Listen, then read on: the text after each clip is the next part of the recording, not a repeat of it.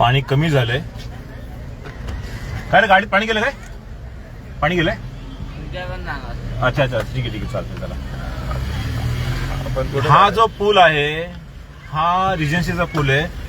MMRDने दखल न घेता याची हाईट वाढवली नाहीये आणि त्याच पुलाची बरोबर त्यांनी काय उद्योग केलाय लिमिटेशन मध्ये, म्हणजे जो पटेल मार्टचा पूल आहे तोच या ठिकाणी एवढ्या याचा केलेला आहे.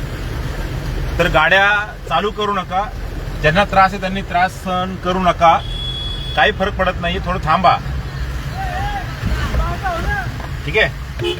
ही सगळी माणसं जमा झालेली आहेत. इकडे करा. ही सगळी माणसं या ठिकाणी जमा झाली आहेत फक्त MMRDच्या चुकीमुळे. कारण का हा पूल MMRDने उंची वाढवायची होती, त्यांनी वाढवलेली नाहीये.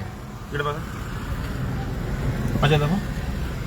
MMRDने ह्या पुलाची उंची वाढवणं अपेक्षित होतं पण त्यांनी वाढवलेली नाहीये. त्याच्यामुळं हा नाहक त्रास जनतेला होत आहे. त्यांनी पटेल मार्टचा जो पूल आहे त्याचीच उंची इथं पकडली गेली, त्याच्यामुळे हा होतोय. पूर्ण टिटवाळा हा आज बंद झालेला आहे.